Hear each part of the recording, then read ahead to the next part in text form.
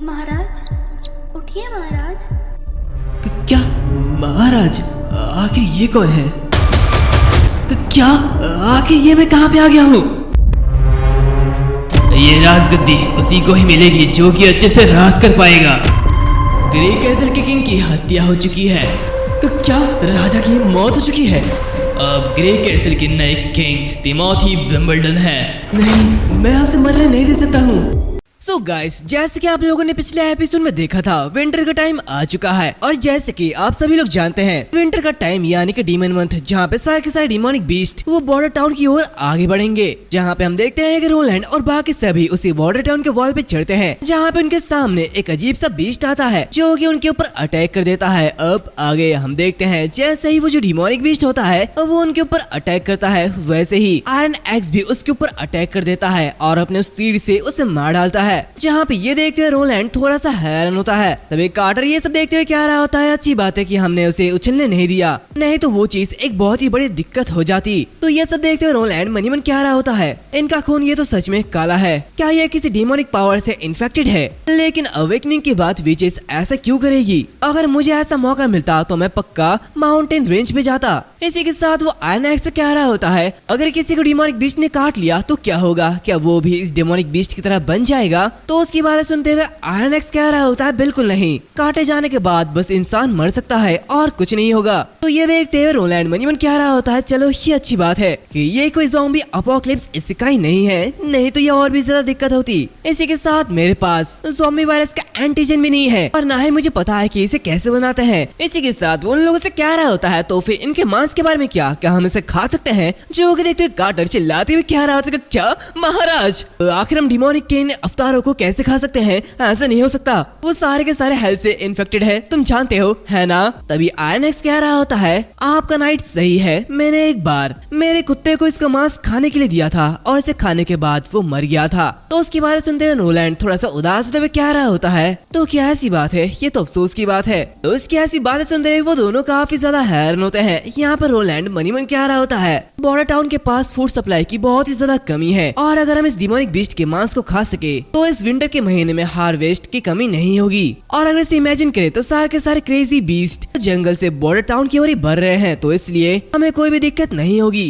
तभी वहाँ पे एक सोल्जर आता है और कह रहा होता है, महाराज यहाँ पर एक रिपोर्ट है, हमारा एक पर्सन वो घायल हो चुका है। जो कि देखते रोलैंड बहुत ही ज्यादा हैरान होता है और कहते तो क्या घायल? हमने अभी अभी इस डिमोनिक बीस्ट को मार डाला है, तो आखिर कोई कैसे घायल हो सकता है? तो उसकी बात सुनते हुए जो दूसरा पर्सन होता है वो उसके सामने झुकते हुए कह रहा होता है, बैटलफील्ड के हॉस्पिटल से मिली हुई जानकारी के अकॉर्डिंग जो घायल लोग हैं वो वॉल के सिविलियन ट्रूप्स नहीं है, लेकिन वो नॉर्थ स्लोप माइन के वर्कर्स है। इसी के साथ हमें कुछ समय बाद का सीन दिखाया जाता है जहाँ पे हम नाना को देखते हैं जो कि एक जगह बैठी हुई होती है और वो उदास होती है। अभी अचानक उसके सामने वो नाइटिंगेल अपीयर होती है, जो कि देखते हुए नाना थोड़ी सी हैरान होती है और उससे कह रही होती है, क्या तुमने तो मुझे डरा ही दिया था? तो वो उससे कह रही होती है, क्या तुम बोर हो गए हो क्योंकि एना यहाँ पे नहीं है? तो उसकी बातें सुनते हुए वो उससे कह रही होती है, नाइटिंगेल आखिर तुम यहाँ पे क्या कर रहे हो? तो नाइटिंगेल उससे कह रही होती है, एना अभी भी काम कर रही है इसलिए वो शायद देर से वापस आएगी। तो नाना उसकी बातें सुनते हुए उससे कह रही होती है, तो क्या वो सीमेंट पाउडर को बर्न कर रही है? ये कहते हुए वो एक अजीब सा चेहरा बनाती है और उससे कह रही होती है, हाँ मेरे पास भी एक जॉब है। इसी के साथ वो मनी मन कह रहा होता है, रोलैंड ने मुझसे ये कहा है कि मैं यहीं पर ही रहूं और घायल लोगों को ठीक करूं। तभी वो नाइटिंगेल से कह रही होती है, ये चाय ये तो देखने में काफी ज्यादा अच्छा लग रहा है। ये कहते हुए वो उस चाय को ले लेती है, जो कि देखते हुए नाना गुस्सा होते हुए कह रही होती है, हे मेरी टी आखिर तुम इसे क्यों ले रहे हो? इसी के साथ वो थोड़ी सी उदास हो जाती है, जहाँ पे मनी मन कह रही होती है, ऐसा नहीं है कि मैं ये करना नहीं चाहती हूँ, लेकिन ये बहुत ही ज्यादा डरावना है। मैं आमतौर पर अपनी हीलिंग पावर्स को प्रैक्टिस करते रहती हूँ, लेकिन जब मुझे इसकी जरूरत होती है तो मैं इसका यूज करने से हमेशा डरती हूँ। काश मैं भी नाइटिंगेल की तरह मजबूत होती। इसी के साथ वो अपनी पहले की बातें याद करती है, जहाँ पर उसके सामने एक जख्मी आदमी होता है और जहाँ तक मुझे लगता है ये वही ब्रायन है। इसी के साथ हम देखते हैं कि नाना उसे देखते हुए काफी ज्यादा घबरा रही होती है, जहाँ पे वो मनी मन कह रही होती है, ये तो बहुत ही ज्यादा डरावना है। तभी नाइटिंगेल कह रही होती है, ऐसा लग रहा है कि कोई यहाँ पे आ रहा है, लेकिन वो एना नहीं है। इसी के साथ हम देखते हैं कि वहाँ पे वही नाइट आता है, जो कि कह रहा होता है, लेडी नाना एक इमरजेंसी है, प्लीज नीचे आइए, कोई बहुत ही ज्यादा घायल है। इसी के साथ हमें नीचे वाले वार्ड का सीन दिखाया जाता है, जहाँ पे हम रोलैंड और बाकी सभी लोगों को देखते हैं, जहाँ पे एक पर्सन दर्द के मारे चिल्ला रहा होता है और कह रहा होता है, ये बहुत ही ज्यादा दुख रहा है, मेरा चेहरा, मेरी आँख। और एक पर्सन कह रहा होता है प्रिंस प्लीज इसे बचा लीजिए, मैं आपसे विनती मांगता हूँ। तो ये सब देखते हुए रोलैंड मनी मन कह रहा होता है क्या ये किसी स्टीम से जला है? तो क्या नॉर्थ स्लोप माइन में मेरी स्टीम इंजन में कोई गड़बड़ी आई है क्या? तभी हम देखते हैं कि वहाँ पर नाना आती है जो कि ये सब देखते हुए घबरा रही होती है। जहाँ पे वो घबराते हुए कह रही होती है मैजेस्टी आखिर आपने अचानक मुझे क्यों बुलाया है? तो उसे देखते हुए उसके डैड उसके पास आते हैं और उससे कह रहे होते हैं नाना क्या तुम ठीक हो? तो उसे देखते हुए नाना चैन की एक सांस लेती है और कह रही होती है हाँ मैं बिल्कुल ठीक हूँ। इसी के साथ वो सभी लोगों से कह रही होती है तुम लोग इसे मुझे दे दो, मैं इसका ख्याल रखती हूँ। और इसी के साथ वो वहाँ पे पर्दा लगा लेती है और अपने पावर को यूज करते हुए उसे हील करने लगती है। जिसके कुछ समय बाद हम देखते हैं कि उसके डैड काफी ज्यादा खुश हो रहे होते हैं। जहाँ पे उसे कह रही होती है हे भगवान क्या ये वही हीलिंग एबिलिटी है जिसके बारे में महाराज बात कर रहे थे? ये पहली बार है जब मैं इसे देख रहा हूँ। नाना तुम तो अमेजिंग हो। तो और एक पर्सन कह रहा होता है ये बिल्कुल एक मिरेकल की तरह है जो कि कभी नहीं हुआ और नाना के साथ हर कोई इस डीमन मंथ में अच्छे से रह सकता है। इसी के साथ नाना का थैंक यू जिसकी वजह से मैं पहले से ठीक हो गया हूँ। तो ब्रायन को ऐसा बोलते हुए देख रोलैंड उसे चुप रहने के लिए कहता है। जहाँ पे उसे कह रहा होता है उस समय वो तुम्हें बचाने के लिए अपने घर से निकली थी, तो वो भी चुप के छिपा के, और अगर उसके डैड को ये पता चल गया तो उसका काम तो हो जाएगा समझो। इसी के कुछ समय बाद हम देखते हैं कि उस दूसरे पर्सन की आंखें खुलती है। जहाँ पे ये देखते ब्रायन कह रहा होता है देखो वो जाग गया है। तो पर्सन कह रहा होता है क्या मैं सपना देख रहा हूँ या मैं जिंदा हूँ? जो कि देखते रोलैंड से कह रहा होता नहीं तुम जिंदा हो, पाइन फैमिली की यंग लेडी ने तुम्हें बचा लिया है। और इसी के साथ वो एक विच है जिसके पास हीलिंग की पावर है। इसी के कुछ समय बाद रात हो जाती है जहाँ पे रोलैंड अपने रूम पे फिर से वापस आता है जहाँ पे नाइटिंगेल पहले से ही मौजूद होती है। जहाँ पे वो उससे कह रही होती है मेरे प्रिंस क्या तुम्हें नहीं लगता कि तुमने कुछ चीजों को थोड़ा ज्यादा ही रश कर दिया? तो उसकी बातें सुनते हुए रोलैंड उससे कह रहा होता है क्या तुम नाना की बात कर रहे हो? और इसी के साथ हमें पहले का सीन दिखाया जाता है जहाँ पे वो जो घायल पर्सन होता है वो विच की बात सुनते हुए काफी ज्यादा हैरान होता है और कहता है कि क्या मेरे प्रिंस क्या विच क्या ये बुरे नहीं होते हैं? तो उसकी बातें सुनते हुए नाना के डैड काफी ज्यादा गुस्सा होते हैं जहाँ पे वो उससे कह रहे होते हैं तो आखिर तुम किस चीज के बारे में बात कर रहे हो? वो मेरी डॉटर है और उसका डेविल से कोई भी रिश्ता नाता नहीं है और यही वो है जिसने तुम्हारी लाइफ बचाई है। तो क्या तुम सच में ये सोचते हो कि एक डेविल तुम्हें मौत के मुंह से जिंदा बाहर निकाल के लाएगा? तो उसकी बातें सुनते हुए जो दूसरा पर्सन होता है वो उठता है और अचानक से नाना के सामने झुक जाता है जहाँ पे उसे कह रहा होता है मेरे रूडनेस के लिए प्लीज मुझे माफ कर दीजिए और मेरी लाइफ को बचाने के लिए थैंक यू मिस पाइन। ये सब याद करते हुए नाइटिंगेल उससे कह रही होती है नाना का जो सच है वो डेफिनेटली लीक हो जाएगा और मुझे डर है कि वो कभी भी एक नॉर्मल लाइफ नहीं जी पाएगी। तो उसकी बातें सुनते हुए रोलैंड उससे कह रहा होता है हालांकि मेरे पास इससे ज्यादा बेटर टाइम नहीं था और अगर हम इस डीमन मंथ के दौरान नाना की पावर का यूज करना चाहते हैं वो भी उसकी विच वाली आइडेंटिटी को छिपा के, तो ये करना इम्पॉसिबल है। और जो कि ये बॉर्डर टाउन ये छोटा और कमजोर होने की वजह से यहाँ पे चर्च का इफेक्ट ये भी बहुत ही ज्यादा कम है और यहाँ पे एक भी चर्च नहीं है। और इसके अलावा चर्च के मेंबर्स और नोबल्स ये पहले ही लॉन्गसोंग फोर्ट्रेस में जा चुके हैं और अब बॉर्डर टाउन में कोई भी दिक्कत नहीं है। तो उसकी बातें सुनते हुए वो उसे कह रही होती है क्या तुमने पहले ये सब प्लान कर रखा था? तो रोलैंड उसे कह रहा होता है ऑफ कोर्स ये जो बर्फबारी है ये लॉन्गसोंग फोर्ट्रेस के रोड को बंद करके रखेगी और इसी के साथ ये सी पोर्ट्स ये भी मेरे कंट्रोल में आ जाएगा और इसी के साथ बॉर्डर टाउन में जो भी चल रहा है इससे चर्च का कोई भी रिश्ता नहीं रहेगा। और इसी के साथ विच के लिए पब्लिक ओपिनियन को बदलने के लिए हमारे पास 3 मंथ्स है। और इसी के साथ तुमने ब्रायन और उसी माइनर को देखा है जिसे नाना के जरिए ठीक किया गया है और ना सिर्फ वो विच के पावर से डरेंगे नहीं बल्कि वो नाना को एक एंजल के रूप में देखते हैं। और जब तक बैटलफील्ड में कोई मरता नहीं है और हर किसी को नाना के पावर के जरिए बचा लिया जाता है जिससे हमारे आर्मी को एक बूस्ट मिलेगा। हालांकि मैंने ये एक्सपेक्ट नहीं किया था कि इस छोटे से चीज से विलेज में हर किसी का माइंड चेंज किया जा सकता है और मेरा प्लान बस ये है कि मैं अपने सिविलियन आर्मी के माइंड में एक सीड को प्लांट करूं। तो उसकी बातें सुनते हुए नाइटिंगेल उससे कह रही होती है क्या ये सच में पॉसिबल है? तो रोलैंड उससे कह रहा होता है बिना इस कदम के हम कभी भी इस क्वेश्चन का आंसर नहीं जान पाएंगे। तो नाइटिंगेल उससे कह रही होती क्यों आखिर तुम विचेस के लिए ये सब क्यों कर रहे हो? तो रोलैंड उससे कह रहा होता है क्या मैंने तुम्हें पहले नहीं बताया बॉर्डर टाउन ये नहीं देखता है कि तुम किस तरीके से पैदा हुए हो और मैं आशा करता हूँ कि यहाँ पे एक दिन जरूर आएगा जहाँ पे विचेस भी मेरे शहर में बाकी सभी लोगों की तरह रह पाएंगे। तो उसकी बातें सुनते हुए नाइटिंगेल थोड़ी सी हैरान होती है जहाँ पे उससे कह रही होती है प्लीज पहले तुमसे झूठ बोलने के लिए मुझे माफ कर देना। तो उसकी बातें सुनते हुए रोलैंड कहता है क्या झूठ? तो वो उससे कह रही होती है तो नाइटिंगेल उससे कह रही होती है विच फेडरेशन में मेरी बहनें बहुत देर तक इधर उधर भटकती रही, उन्हें पहले कभी भी बहुत कुछ नहीं चाहिए था, बस सुरक्षित रहने के लिए एक जगह, भले ही वो इस तरह का महल क्यों ना हो। तो उसकी बातें सुनते हुए रोलैंड उससे कह रहा होता है, तो क्या फिर ये पिंजरे में बंद होने जैसा नहीं है? तभी उसे कुछ समझ में आता है और वो चिल्लाते हुए कहता है, रुको, क्या तुम ये कह रहे हो कि तुम उन्हें यहाँ पे लाने के इच्छुक हो? उसकी बातें सुनते हुए नाइटिंगेल उससे कह रही होती है, लेकिन अगर वो लोग यहाँ पे आ जाए तो तुम चर्च का एनिमी बन जाओगे। तो उसकी बातें सुनते हुए रोलैंड उससे कह रहा होता है, चर्च का हेडक्वार्टर वो काफी ज्यादा दूर है, मतलब बहुत ज्यादा दूर, और यहाँ तक अगर उन्हें हमारे सिचुएशन के बारे में पता चल भी गया तो मुझे सजा देने के लिए पूरे ग्रे कैसल में जाना ये उनके लिए इम्पॉसिबल है। आखिर वो एक रॉयल फैमिली को कैसे प्रोवोक करेगा? इसी के साथ में बॉर्डर टाउन से शुरुआत करने और चर्च का मुकाबला करने के लिए इनफ फोर्सेस की जरूरत है।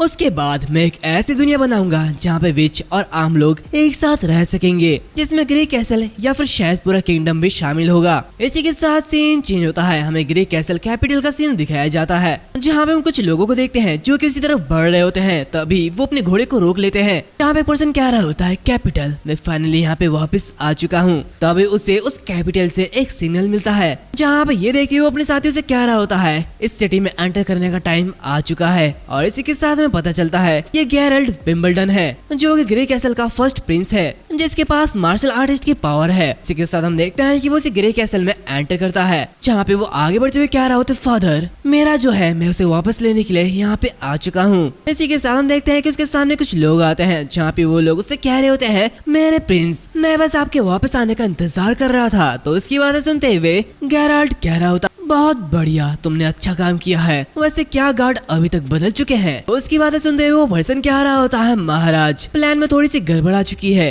और पर्सनल चेंजेस की वजह से मेरे पास सिर्फ किंग के गार्ड को बदलने का टाइम था। तो गैराल्ट उससे कह रहा होता, खैर इसके बारे में भूल जाओ, मुझे बस अपने पीछे चलने के लिए 2 गार्ड की जरूरत है, बाकी दरवाजे की रक्षा करेंगे और किसी भी घुसपैठियों को बाहर रखेंगे। तो उसकी बातें सुनते हुए वो पर्सन उससे कह रहा होता है, हाँ, कोई भी आपको रोकने की कोशिश नहीं करेगा। आफ्टर ऑल आप ग्रे कैसल बनने की कतार पे पहले प्लेस पर है। इसके अलावा हमारे मैजेस्टी के सक्सेसियन को रिप्रेजेंट करने वाला वो अपोकलिप्स स्टार वो सन से डाइवर्ट हो रहा था और यह 4 महीने से भी कम समय में पूरी तरीके से ट्रैक से हट जाएगा। और शायद आप जानते हो कि स्टार की एक्टिविटी का मतलब क्या है, महाराज? तो क्या आप इसे और भी ज्यादा सुनना चाहोगे? तो उसकी बातें सुनते हुए गैरल्ट कह रहा होता है, हाँ, मैं समझ चुका हूँ। इसका मतलब मैं इस रूल को तोड़ूंगा और ग्रे कैसल के थ्रोन को छीन लूंगा। इसी के साथ वो अंदर जाता है, जहाँ पे उसे राजा के कमरे के सामने पहुँचता है। तभी उसे एक स्मेल आती है, जहाँ पे वो कह रहा होता है, मुझे इस खून की गंध क्यों आ रही है? तो उसकी बातें सुनते हुए वो पर्सन कह रहा होता है, मेरे महाराज ने शाम को एक नौकरानी को बुलाया था, जहाँ पे उसने हमें गार्ड को बदलते हुए देखा,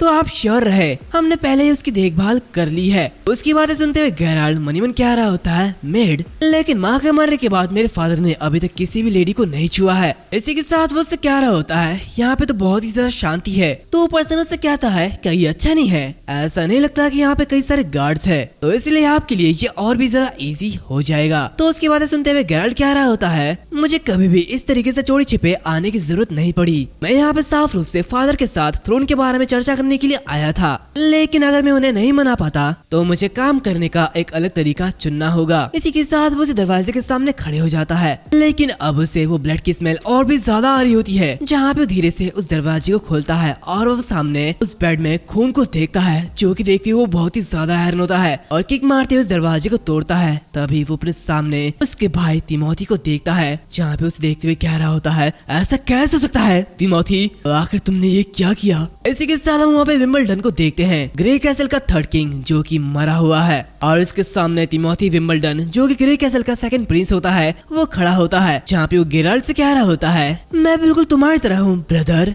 लेकिन मैं ऐसा नहीं करना चाहता था। तो अभी अचानक वहाँ पे बाकी सारे सोल्जर्स आ जाते हैं, जो कि गैराल्ट को घेर लेते हैं, जहाँ पे ये देखते वो बहुत ही ज्यादा हैरान होता है और कहता है, तिमोथी, क्या ये सारा का सारा प्लान तुम्हारा था? तो तिमोथी से कह रहा होता है, सिंहासन के लिए फाइट है, ये गेम है और मैंने कभी भी रूल्स के अकॉर्डिंग इस गेम को खेलने का प्लान नहीं बनाया, और इसी के साथ 3rd सिस्टर ने कभी भी इसे फेयरली खेलने का प्लान नहीं बनाया। ऑफ कोर्स तुम भी ऐसा ही थे, नहीं तो स्कॉलर एनसिगर की कॉन्सलेशन को सुनने के बाद तुम किंग के रेजिडेंस की ओर क्यों आते? तो गैराल्ट उसकी बातें सुनते हुए उसी स्कॉलर यानी कि एस्ट्रोलॉजर की तरफ देख रहा होता है, जहाँ पे एस्ट्रोलॉजर उससे कह रहा होता है, मैंने आपसे कभी भी झूठ नहीं बोला। अपोकलिप्स स्टार सन से डाइवर्ट हो रहा है, इसका मतलब यह है कि पाथफाइंडर पाथ से भटक चुका है, लेकिन ये तुम्हारे डाउनफॉल को भी रिप्रेजेंट करता है। उसकी बातें सुनते हुए गेराल्ड और भी ज्यादा गुस्सा होता है, जहाँ पे वो कहता है तिमोथी विंबलडन, मैं तुम्हें नहीं छोड़ूंगा, हम दोनों ही उसके लड़के हैं, लेकिन फिर भी तुम वो इंसान हो जिसे उन्होंने अपना हार्ट दिया और अपनी सबसे एडवांटेज टेरिटरी को तुम्हें दिया, लेकिन इसके अलावा तुमने बस उनके पीठ में छुरा घोपा।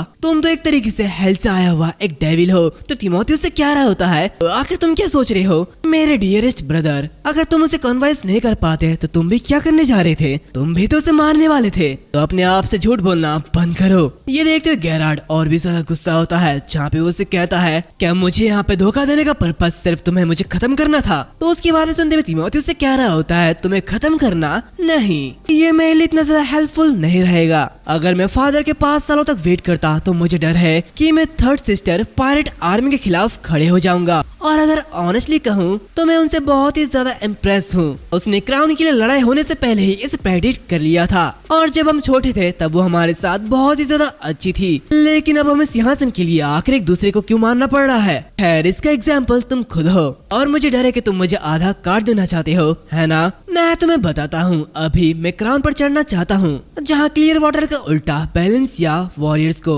बनाने के लिए ये अच्छा नहीं है, जहाँ पे मुझे थर्ड सिस्टर जितनी स्ट्रॉन्ग आर्मी की जरूरत है, और सिर्फ ग्रे कैसल का राजा ही इसे पूरा कर सकता है। वो ये कह रहा होता है कि तभी गेराल्ड उसके ऊपर अटैक कर देता है और इससे कह रहा होता है, तिमोथी तुम कमीने कहीं के। अब इसके सामने कुछ सोल्जर्स आ जाते हैं जो कि इसे रोक लेते हैं, जिनमें से एक सोल्जर उसके पैर के ऊपर अटैक करते हुए उसे घायल कर देता है, जहाँ पे तिमोथी उससे कह रहा होता है, गेराल्ड विंबलडन, क्योंकि तुमने अपने टेरिटरी को छोड़ दिया है और राजा को मार दिया है, तो इसलिए कल तुम पर मुकदमा चलाया जाएगा और तुम्हारा सर ये गिलोटाइन पर रखा जाएगा। तो उसकी बातें सुनते हुए गेराल्ड उससे कह रहा होता है कि क्या मुकदमा? क्या तुम्हें लगता है कि तुम मुझे मुकदमे में भेज सकते हो? मैं इसके बारे में सबको बता दूंगा और तुम्हारे सपोर्टर्स को पता चल जाएगा कि तुम कितने बड़े मॉन्स्टर हो। तो उसकी बातें सुनते हुए वो उससे कह रहा होता है, ब्रदर तुम ऐसा कभी नहीं कर सकते हो। यहाँ पे एल्केमी में एक मेडिसिन है जिसे साइलेंसर कहा जाता है, जिसे पीने के बाद तुम एक सिंगल वर्ड भी नहीं कह पाओगे। और वैसे भी मैं आज रात वेलेंसी सिटी में जाने वाला हूँ, जहाँ पे मैं ईस्टर्न रीजन में फादर की खबर पहुँचाने की तैयारी कर लूंगा, और इसी के साथ मुझे बहुत ही ज्यादा दुख हो रहा है, और इसी वजह से क्राउन इनहेरिट करने के सेकंड लाइन पे मैं अपने फादर के कर्तव्य को पूरा करूंगा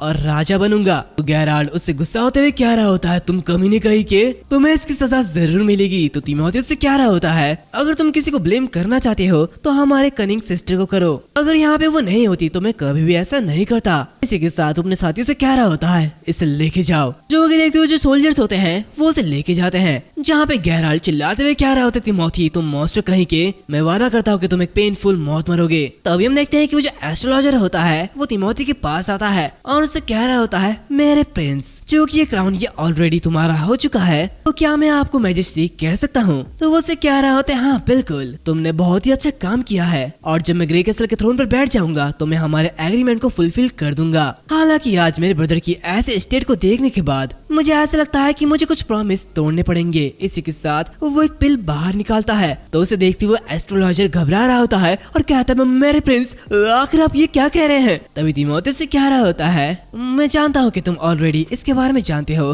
तुम बहुत ही ज्यादा स्मार्ट हो, तो तुम्हें पता होना चाहिए कि क्या करना है ना? चलो अब इसे खा लो, वैसे भी मैं बिट्रेड होना नहीं चाहता हूँ। इसी के साथ वो उसे वो चीज खिला लेता है, जहाँ पे वो अपने फादर के सामने जाता है और गुस्सा होते हुए मन मन क्या रहा होता है, शिट ये चीजें ये इस तरीके से नहीं होनी चाहिए थी। ये कहते हुए वो पहले की बातें याद करता है, जहाँ पे अपने फादर के पास आता है और वो उसे कह रहा होता है, फादर गेराल्ड वो ऑलरेडी हमारे कैपिटल की तरफ आ रहा है और उसका इंटेंशन आपके क्रोन को हासिल करना है, चाहे वो किसी भी तरीके से हो। तो क्या आपको नहीं लगता कि इसे रोकना चाहिए? तो उसकी बातें सुनते हुए उसके फादर हंसने लगते हैं, जहाँ पे ये देखते हुए तिमोथी काफी अजीब सा चेहरा बनाता है। तभी उसके फादर अपने स्वार निकालते हुए उसके ऊपर अटैक कर देते हैं। ये देखते हुए तिमोथी काफी ज्यादा हैरान होता है और कहता है, फादर आखिर आप ये क्या कर रहे हैं? और इसी के साथ हम देखते हैं कि वो राजा खुद को मार देता है, जहाँ पे वो वहाँ से जाते हुए मन मन क्या रहा होता है, आखिर सबके पीछे था कौन? क्राउन के बैटल में आकर डिस्टर्ब करने की उनकी हिम्मत कैसी हुई? मैं उन्हें बता दूंगा कि मुझे परेशान करने का आश्चर्य क्या होता है। इसी के साथ सीन चेंज होता है, हमें बॉर्डर टाउन का सीन दिखाया जाता है, जहाँ पे हम रोलैंड को देखते हैं, जो कि खिड़की से बाहर देखते हुए क्या रहा होता है, बॉर्डर टाउन ये कुछ दिनों से काफी अच्छी चल रही है। इसी के साथ माइन का स्टीम इंजन वो भी ठीक हो चुका है और तब से अभी तक कोई भी दिक्कत नहीं आई है। और इसी के साथ दीवार के पास बहुत सारे डिमोनिक बीस्ट भी नहीं है, इसलिए हंटिंग स्क्वाड उनसे आराम से निपट पा रही है। खैर आखिरकार मैं अपने दिल को आराम दे सकता हूँ। बॉर्डर टाउन का मार्केट प्लान ये पूरी तरीके से हो चुकी है और अब मुझे सिर्फ मार्केट एस्टेब्लिश करने की जरूरत है। और इसी के साथ मेरा ये खाली हुआ वॉलेट ये फिर से फुल हो जाएगा। तभी वहाँ पे काटर आता है और चिल्लाते हुए क्या रहा होता है, महाराज यहाँ पे एक इमरजेंसी है। एक बड़ी डिमोनिक बीस्ट का झुंड सिटी वॉल की तरफ बढ़ रही है। और इसी के कुछ समय बाद में border town north slope wall का सीन दिखाया जाता है, जहाँ पे हम वहाँ के लोगों को देखते हैं जो इस दीवार की रक्षा कर रहे होते हैं। और इसी के साथ उनके सामने कई सारे डिमोनिक बीस्ट को देखते हैं, जहाँ पे वैन ये सब देखते हुए काफी ज्यादा हैरान होता है। जहाँ पे वो कह रहा होता है ये तो सच में बहुत सारे हैं। इसी के साथ वो मन कह रहा होता है कि हम इन सभी डीमन से फाइट करने वाले हैं। मैं तो बस इस विलेज का रॉक माइनर हूँ और मैंने सिर्फ इस आर्मी को ज्वाइन इसलिए किया क्योंकि मैं लंच में कुछ एग खाना चाहता था। तभी हम देखते हैं कि वहाँ पे एक डिमोनिक बफेलो काफी तेजी के साथ उस दीवार पे अटैक कर देता है, जिससे कि पूरी दीवार हिलने लगती है। जहाँ पे सभी लोग ये देखते हुए कह रहे होते कि क्या आखिर ये क्या हो रहा है कि ये दीवार हिल रही है। इसी के साथ हम देखते हैं कि वो जो डिमोनिक बीस्ट होता है वो अपने एक हिट से उस दीवार को काफी ज्यादा डैमेज कर देता है, लेकिन वो उस हिट से मर जाता है। जहाँ पे बाकी सारे बीस्ट भी आ रहे होते हैं, जो कि देखते हुए आयरन एक्स कह रहा होता है स्पीयर को तैयार रखो और स्टेप करने के लिए तैयार हो जाओ। इसी के साथ वो डिमोनिक बीस्ट उनके ऊपर अटैक कर देते हैं। जहाँ पे ये देखते हुए वैन मैन कह रहा होता है मैं बहुत ही ज्यादा घबरा रहा हूँ, लेकिन अभी नहीं तो कभी नहीं, मुझे करना ही होगा। तभी वो देखता है कि वो जो डिमोनिक बीस्ट है वो उनमें से एक को घायल कर देता है। जहाँ पे ये देखते हुए आयरन एक्स कह रहा होता है सामने जो है उस पर अटेंशन दो और इस बीस्ट को होल्ड करके रखो, मैं तुम्हारी आंखों में घबराहट नहीं देखना चाहता हूँ। और इसी के साथ वो अपने गन से उसी बीस्ट को शूट कर देता है और उसे मार डालता है। जहाँ पे वो कह रहा होता है इसमें से एक पहले ही मर चुका है तो अपनी पोजीशन को मेंटेन करके रखो। दूसरी तरफ वैन उस घायल आदमी को देखते हुए काफी ज्यादा घबरा रहा होता है। जहाँ पे दूसरा पर्सन कह रहा होता है इसका खून ये बहुत ज्यादा बह रहा है, वाइस कैप्टन वैन आखिर में क्या करना चाहिए, क्या किसी के पास कोई बैंडेज है। तभी हम देखते हैं कि वहाँ पे काटर आता है और कह रहा होता है हर कोई प्लीज घबरा मत, क्या तुम सभी अपनी ट्रेनिंग को भूल चुके हो, उन्हें फॉलो करो। दूसरी तरफ हम वैन को देखते हैं जो कि एक लंबी सी सांस लेता है और अपने साथियों से कह रहा होता है जल्दी से इसे लो और तुम तीनों इसे लेके हॉस्पिटल ले जाओ। इसी के साथ हर कोई अपनी पोजीशन को बनाए रखो। यहाँ पे अभी भी कुछ डीमंस है जो कि इस वॉल के नीचे है। तो उसे ऐसा कहते हुए देख रोलैंड मनीवन कह रहा होता है मैं खुश हूँ कि सिविलियन आर्मी को दिया गया वो एग्स वो वेस्ट नहीं गया। अभी उनमें से एक पर्सन कह रहा होता है भगवान आखिर वो चीज क्या है। इसी के साथ वो सभी अपने सामने वाले चीज को देखते हुए काफी ज्यादा हैरान होते हैं। जहाँ पे उस चीज को आगे बढ़ते हुए देख आयनेक्स कह रहा होता है ऐसा लगता है कि अभी हम लोग मुश्किल में पड़ने वाले हैं। दूसरी तरफ उसे देखते हुए रोलैंड मनीवन कह रहा होता है क्या आखिर ये क्या चीज है, क्या ये डिमोनिक हाइब्रिड को बायोलॉजिस्ट के जरिए स्टडी किया गया है, ये कुछ ज्यादा ही अजीब है। आखिर ये मॉन्स्टर ये एक डरावनी फिल्म जैसे क्यों दिखती है। इसी के साथ हम उस मॉन्स्टर को देखते हैं जो कि बिल्कुल बल्बासौर जैसी लग रही होती है, लेकिन ये कुछ ज्यादा ही खतरनाक है। जो कि देखते हुए वो सभी एरो से उसके ऊपर अटैक करने लगते हैं, लेकिन वो एरो उस पर कोई भी काम नहीं करती क्योंकि उसके पीठ के ऊपर एक बड़ा सा शेल होता है। जो कि देखते हुए उनमें से एक पर्सन कह रहा होता है महाराज बो और एरोस उसके ऊपर कोई भी काम नहीं कर रहे हैं, आखिर हम क्या करें। तो ये सब देखते रोलैंड मनीवन कह रहा होता है ये एक बहुत ही ज्यादा मुश्किल काम है, इसके स्ट्रॉन्ग शेल की वजह से ये एक चलता फिरता टैंक से अलग नहीं है, यहाँ तक कि दुनिया का सबसे अच्छा आर्चर भी इस टैंक को तोड़ नहीं सकता है। इसी के साथ वो कार्टर और आयरन एक्स से कह रहा होता है दोनों ही तैयार हो जाओ और इस पे शूट करो। जो कि सुनते हुए दोनों ही उसके ऊपर शूट करते हैं, लेकिन उसका शेल इतना ज्यादा हार्ड होता है कि उसे कुछ भी नहीं होता। जहाँ पे वो काफी तेजी से उनकी तरफ ही बढ़ रहा होता है। ये देखते हुए वो लोग घबरा रहे होते हैं और कहते हैं वो तो हमारी तरफ ही बढ़ रहा है और ये बहुत ही ज्यादा बड़ा है। ये सब देखते हुए रोलैंड मनीवन कह रहा होता है तो फिर बंदूक भी इसका कुछ भी बिगाड़ नहीं सकती है। इसी के साथ वो उन लोगों से कह रहा होता है सभी लोग शांत हो जाओ और घबराओ मत। इसी के साथ वो वाइस कैप्टन वैन से कह रहा होता है वाइस कैप्टन वैन अपने साथ कुछ लोगों को लेकर जाओ और स्टोरेज रूम से डायनामाइट को लेके आओ। इसी के साथ वो सभी लोगों से कह रहा होता है सभी लोग मेरी बात सुनो। वो ये कह रहा होता है कि तभी अचानक से वो दीवार हिलने लगती है और इसी के साथ हम देखते हैं कि वो बल्बासौर यानी कि वो मॉन्स्टर उस दीवार से टकरा जाता है और उसे तोड़ने लगता है। जहाँ पे सभी लोग कह रहे होते रुको ये आवाज, आखिर वो क्या करने की कोशिश कर रहा है। तो दूसरा पर्सन कह रहा होता है ऐसा लगता है कि वो इस दीवार को तोड़ रहा है। यहाँ पर रोलैंड ये सब देखते हुए मनी मन क्या रहा होता, शिट, मुझे यकीन नहीं हो रहा कि ये ऐसा कुछ कर सकता है। इस वॉल की कंप्रेसिव स्ट्रेंथ ये बहुत ही ज्यादा है, लेकिन इस मॉन्स्टर की स्ट्रेंथ ये उससे भी ज्यादा है, जिसकी वजह से ये जो दीवार है ये हिल रही है और अगर ऐसे चलता रहा तो ये टूट जाएगा। इसी के साथ वो अपने साथियों से कह रहा होता, जल्दी से यहाँ से भागो, ये दीवार टूटने वाली है। वो ये कह रहा होता कि तभी वो जो दीवार होती है वो टूट जाती है और वो नीचे गिरने वाला होता है कि तभी वहाँ पे नाइटिंगेल आ जाती है और उसे पकड़ लेती है। जहाँ पे ये देखती है वो बहुत ही ज्यादा हैरान होता है और कहता है, नाइटिंगेल क्या तुम इतने समय से यहीं पर ही थी? तभी नाइटिंगेल उसे नीचे लाते हुए उसे बचा लेती है। जहाँ पे हम देखते हैं कि वो मॉन्स्टर उस पूरी की पूरी दीवार को तोड़ चुका होता है। ये देखते हुए वो नाइटिंगेल इससे कह रही होती है, मैं यहाँ पे इसलिए आई क्योंकि मैं तुम्हारे बारे में चिंतित थी, लेकिन तुम आकर इस प्रॉब्लम से कैसे निपटोगे? दीवार में एक बहुत ही बड़ा छेद हो चुका है और अगर तुम जल्दी नहीं करते हो तो पूरा का पूरा बॉर्डर टाउन ये खतरे में पड़ जाएगा। तो रोलैंड उससे कह रहा होता है, ये अभी भी ठीक है क्योंकि हमारा ट्रम्प कार्ड अभी तक आया नहीं है, तब तक हमें रोकना चाहिए। तभी हम देखते हैं कि वहाँ पे वैन आ जाता है जिसके हाथों में वही डायनामाइट्स होती है। जहाँ पे आयरन एक्स उससे कह रहा होता है, जल्दी करो, इसके फ्यूल को जलाओ और इसे उस मॉन्स्टर के सामने रख दो, मुझे सब कुछ शांति से करनी होगी। इसी के साथ वो उसके वायर को खींचता है और उसे वहीं पर ही रख देता है, जहाँ पे वो काफी तेजी से आगे की ओर भागने लगता है और रिपोर्ट करते हुए कह रहा होता है, डायनामाइट को जला दिया गया है, सभी लोग नीचे उतर जाओ। इसी के साथ हम देखते हैं कि जैसे वो मॉन्स्टर उस डायनामाइट के ऊपर कदम रखता है वैसे ही वो फट जाती है, जो कि देखते सभी लोग बहुत ही ज्यादा खुश हो रहे होते हैं और कहते हैं, डीमन ये तो एक हिट में मर चुका है। जो कि देखते हुए रोलैंड कह रहा होता है, तो बताओ इसके बारे में क्या है, अब सब कुछ ठीक है ना? तभी एक आवाज आती है और एक पर्सन कह रहा होता है, रुको, यहाँ पे और भी सारे हैं और ऐसा लगता है कि मॉन्स्टर का एक बड़ा ग्रुप है और दीवार भी टूटा हुआ है, आखिर हम क्या करें? तो उसकी बातें सुनते हुए सभी लोग बहुत ही ज्यादा हैरान होते हैं और इसी के साथ हम देखते हैं कि वहाँ पे कई सारे मॉन्स्टर्स हैं जो कि उनकी तरफ आगे बढ़ रहे होते हैं। जहाँ पे ये देखते हुए वहाँ के लोग कह रहे होते, शिट, ये तो काफी ज्यादा है और इसी के साथ वो सभी अपने शील्ड से उन्हें रोकने की कोशिश करते हैं। जहाँ पे वो लोग कह रहे होते हैं, कोई रास्ता नहीं है, हम इन्हें रोक नहीं सकते हैं। ये सब देखते रोलैंड बहुत ही ज्यादा घबरा रहा होता है। जहाँ पे वो मन ही मन कहता है, दीवार टूट चुकी है, हमारा प्लान ये तीतर भीतर हो चुका है, आखिर मुझे क्या करना चाहिए? तभी हम देखते हैं कि वो जो बड़ा सा पिग होता है वो उन सभी को दूर फेंकते हुए अंदर की तरफ आने लगता है। तभी वहाँ पे एक लेडी आती है जो कि आगे की तरफ बढ़ती है। उसे देखते हुए उनमें से एक पर्सन कह रहा होता है, अरे तुम कहाँ पे जा रही हो, यहाँ पे खतरा है, वापस चले जाओ। लेकिन तभी हम देखते हैं कि ये लेडी और कोई नहीं बल्कि एना होती है, जो कि उसे मॉन्स्टर के सामने जाते हुए खड़े हो जाती है। जहाँ पे वो अपनी फायर पावर की यूज करती है और उसे काफी इजीली जला देती है। जो कि देखते सभी लोग कह रहे थे, क्या वो फायर का यूज कर सकती है? तो उसी तरफ से देखते हुए रोलैंड भी बहुत ही ज्यादा हैरान होता है। जहाँ पे वो कह रहा था, रुको, क्या ये एना है? लेकिन मैंने कभी भी अपने बैटल प्लान्स में एना को शामिल नहीं किया है और टाउन के इंडस्ट्री के डेवलपमेंट के लिए एना बहुत ही ज्यादा प्राइसलेस है।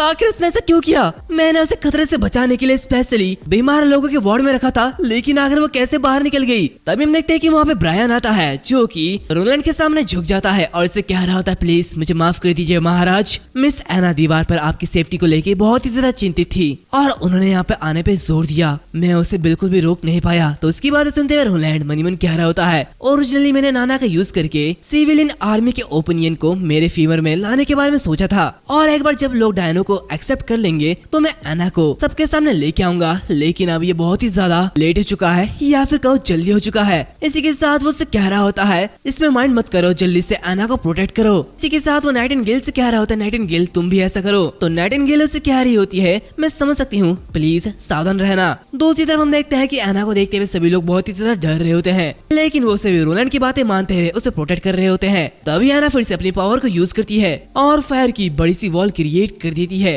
लेकिन फिर भी वो जो मॉन्स्टर्स होते हैं वो अंदर आ रहे होते हैं। जो कि देखते हुए एना रोलैंड की तरफ देखती है, जहाँ पर रोलैंड मनी मन कह रहा होता है, मैं समझ चुका हूँ, अब तुम सब कुछ मुझ पर छोड़ दो। इसी के साथ वो कार्टर से उसी गन को ले लेता है और उस वुल्फ के सर के ऊपर शूट कर देता है और उसे मार देता है। जहाँ पे ये सब देखते सभी लोग बहुत ही ज्यादा हैरान होते हैं और कहते कि क्या हमारे महाराजा ने गन चलाई है? तभी रोलैंड कह रहा होता है, ये वॉल फिर से रिस्टोर हो चुकी है, हर कोई इस वॉल की तरफ वापस आओ, इसी के साथ स्पीयर को तैयार करो और इन्हें मारने के लिए तैयार हो जाओ। हमें अपने वाटर टाउन के वॉल को प्रोटेक्ट करना है, चाहे कुछ भी हो जाए। तो उसकी बातें सुनते हुए सभी लोग चिल्लाने लगते हैं और फाइट करने के लिए तैयार हो जाते हैं, जहाँ पे वो सभी मिलके उन्हीं मॉन्स्टर्स को मारने लगते हैं। जहाँ पे आखिरी वाले को भी वो सभी मार डालते हैं और कह रहे होते, फाइनली हम लोग जीत गए हैं, हम लोगों ने इन सारे के सारे मॉन्स्टर्स को मार डाला है और ये सब हमारे महाराज की वजह से हुआ है। महाराज ने एक्चुअली ऐसा कर दिखाया है। जहाँ पे कार्टर कह रहा होता है, आपकी गन और आपकी डायनामाइट से हमने इस दुश्मनों को हरा दिया है जो कि हमसे कई ज्यादा आगे थे। तो उसकी बातें सुनते हुए रोलैंड कह रहा होता है, यह हर किसी के एफर्ट का रिजल्ट है, खासकर एना।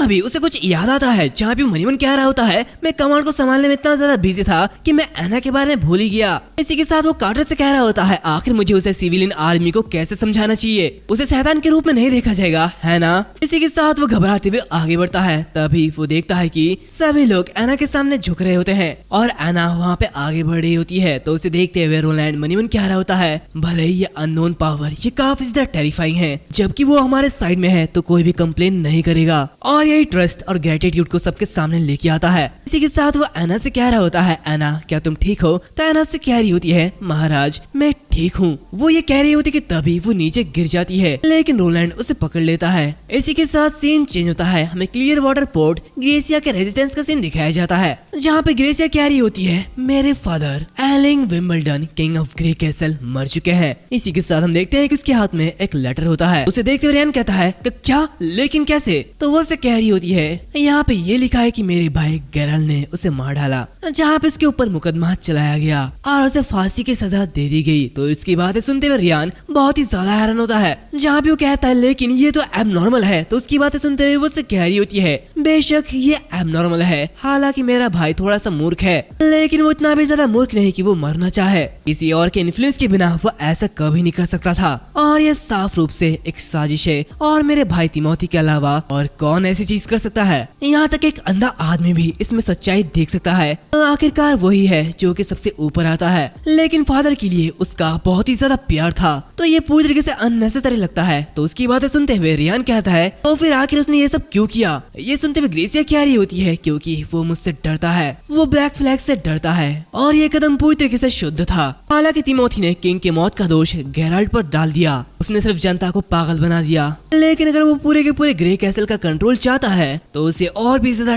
टाइम लगेगा और इसलिए मुझे अपने प्लान्स को चेंज करना होगा। उसकी बातें सुनते हुए रियान कह रहा होता है, इससे तुम्हारा क्या मतलब है। तो वो उससे कह रही होती है, एक बार जब वो सिंहासन पर बैठ जाए तो वो जिस चीज को सबसे पहले ढूंढेगा वो मैं होंगी, तो इसलिए हम कल ही यहाँ से रवाना होंगे। तो उसकी बातें सुनते हुए रियान कहता है, क्या रवाना होंगे, लेकिन महारानी क्या ऐसा है कि आप चाहते हैं। वो ये कुछ कहने वाला होता है कि तभी ग्रेसिया उससे कह रही होती है, जो कि तिमोथी 5 साल तक इंतजार नहीं करने वाला है तो मैं उसे निराश नहीं करूंगी। तो रियान उससे कह रहा होता है, लेकिन अभी अभी तो आपने कहा कि किंग विंबलडन जा चुके हैं तो पूरा का पूरा किंगडम अभी शोक में होगा। तो वो उससे कह रही होती, तो फिर क्या हो गया है, क्या ये मेरे लिए रोने का टाइम है। रियान घबराते हुए कहता, नहीं ऐसा नहीं होगा। तभी ग्रेसिया उससे कह रही होती, जाओ ब्लैक फ्लैग फ्लीट के कैप्टन को मेरे लिए गैदर करो। और फिर इसी के कुछ समय बाद हमें फिर से बॉर्डर टाउन का सीन दिखाया जाता है, जहाँ पे हम रोलैंड को देखते हैं जो कि कह रहा होता है, उस दिन के बाद दीवार के पास कोई भी ग्रुप नहीं दिखा दिया। जो सैनिक घायल हुए थे वो पूरी तरीके से ठीक हो गए और ड्यूटी पर वापस लौट गए। इसी के साथ हर किसी की हिम्मत बढ़ गई और जहाँ पे टूटी दीवार थी वहाँ पे कार्टर ने हाइब्रिड शेल को ब्लॉक करने की व्यवस्था की, जिससे कि वो दीवार के साथ एक हो गया। और मॉन्स्टर के ग्रुप के खिलाफ हमारी जीत हासिल करने का सबसे बड़ा वजह वो एना थी। लेकिन हालांकि 1 सप्ताह हो गया लेकिन वो अभी तक नहीं जागी है। इसी के साथ वो एना के रूम पे जाती है, जहाँ पे नाना और उसी के साथ नाइटिंगेल मौजूद होती है। जहाँ पे जाते हुए वो कह रहा होता है, आज क्या वो आज ही होने वाला है। तो नाइटिंगेल उससे कह रही होती है, हाँ आज आधी रात को। तो रोलैंड उससे कह रहा होता है, तो क्या कोमा में रहते हुए वो अपनी मैच्योरिटी तक पहुंचेगी। तो नाइटिंगेल उससे कह रही होती, नहीं वो अपने नींद में ही मर जाएगी। एक विच के मैच्योरिटी के समय आने वाला जो पेन उसे सिर्फ जागर रहकर ही सहन किया जा सकता है और जो इन डिमोनिक स्पिरिट से नहीं लड़ सकते हैं उनका बस एक ही रिजल्ट निकलता है और वो मौत है। मैंने अपने लाइफ टाइम में कई लोगों को मरते हुए देखा है, विच के साथ एकदम जानवर की तरह ट्रीट किया जाता है, जहाँ सिर्फ स्पोर्ट के लिए अपर क्लास के जरिए उन्हें मौत दी जाती है या फिर धीरे धीरे टॉर्चर करके उन्हें मार दिया जाता है। और जो जिंदा रहने के लिए इनफ फॉर्चुनेट है उन्हें अपने और अपने सिविलाइजेशन के बीच डिस्टेंस बनाने के लिए फोर्स किया जाता है और दुनिया से एकदम अलग रहना पड़ता है।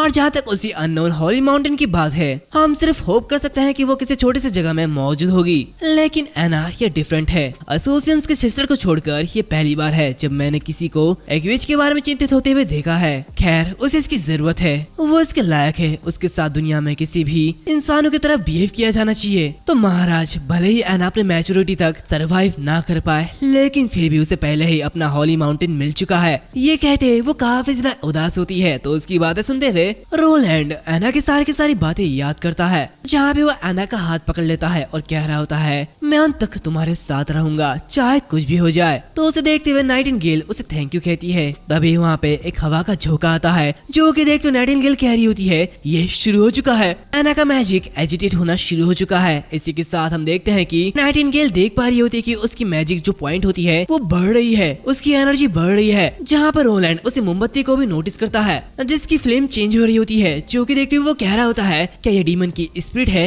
लेकिन मैं एना के अंदर कुछ भी चेंज होते हुए नहीं देख पा रहा हूँ। तभी वो जो मोमबत्ती होती है वो बुझ जाती है और चारों तरफ अंधेरा छा जाता है, जो कि देखते हुए वो तीनों काफी ज्यादा हैरान होते हैं। तभी अचानक से वो मोमबत्ती जल जाती है और इसी के साथ हम देखते हैं कि वो जो फ्लेम होती है वो अब ग्रीन कलर की होती है। ये देखते हुए वो सभी लोग बहुत ही ज्यादा हैरान होते हैं। तभी एना की आंखें खुलती है, जो कि देखते रोलैंड उसे उठाते हुए कह रहा होता है एना क्या तुम्हें कहीं चोट तो नहीं लगी, क्या मैं देख सकता हूँ, क्या तुम्हें इंटरनल ब्लीडिंग तो नहीं हो रही है या फिर कोई और दिक्कत, क्या तुम बात कर सकते हो, क्या तुम्हें याद है कि मैं कौन हूँ। और ऐसे वो कई सारी बातें करता है। तभी नाइटिंगेल उससे कह रही होती है महाराज एना अभी जागी है। तो उसे देखते हुए रोलैंड माफी मांगते हुए कह रहा होता है प्लीज मुझे माफ कर दो। तभी एना अपना हाथ आगे करती है और अपने मैजिक से फायरबॉल क्रिएट करती है जो कि ग्रीन कलर का होता है। तो उसे देखते हुए सभी लोग बहुत ही ज्यादा हैरान होते हैं। जहाँ पे वो लोग कह रहे होते हैं उसकी फ्लेम ये ग्रीन में बदल गई। जहाँ पे ये देखते रोलैंड अपना हाथ आगे बढ़ाता है और उसे फ्लेम के अंदर रखता है जहाँ पे उसकी हाथ जरा सा भी नहीं जलती। इसी के कुछ समय बाद हम रोनाल्ड को देखते हैं जो कि नाइटिंगेल से कह रहा होता है